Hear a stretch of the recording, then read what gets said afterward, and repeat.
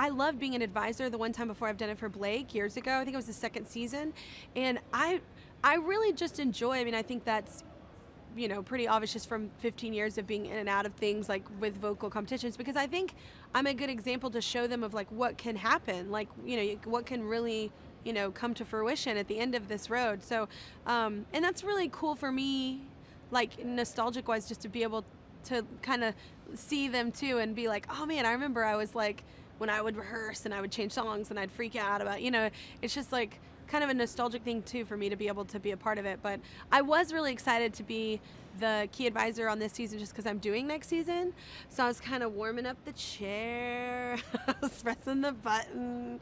I'm very excited about it. So it's fun to kind of come and have a little rehearsal like for it. So I always have this thing, I talk a lot.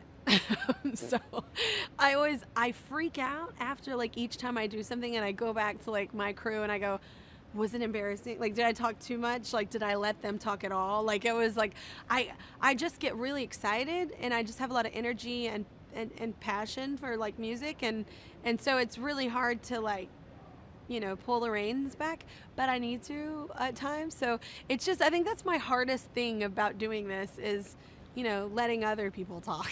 It's like, yeah, it's just, I get really excited. So I grew up completely broke. We didn't, have money, and I had big dreams. And a lot of people laughed at it because, like, we lived in a small town. Nothing happened to anybody in our town, and everybody wants to sing. Everybody wants to act. Everybody wants to do, something in entertainment especially when you're young, and it was a big dream, and the fact that I did work in LA before getting on Idol, and I was offered a couple contracts, but they were literally giving up every part of me that would have been a sacrifice that I wasn't willing to make. And it was pretty great that, a show that let me sing what I wanted to sing, and I get to show this audience, like, I got a stage for all of the US. I know now, these shows will go worldwide, but my particular show I was on was only shown in the US. And so it was amazing to be able to have that platform. And kind of have that leverage too, like after I won, to say, hey, you know what? I've had these contracts put in my face before, and like I know that these people liked what I did. Like they voted for me, so they obviously like a little bit of my intuition, for what I should be doing. So it was really great leverage to have as an artist, and it changed my life. Like, and that's why, I always, at any chance I get, try and be a part of any way to help people that were in my same position, because it's an awesome position, but it's also hard, and you can get lost amongst a lot of winners or people on shows, and it's really important to find something special about yourself that you can make and carve out your own path. But I mean, singing changed my life.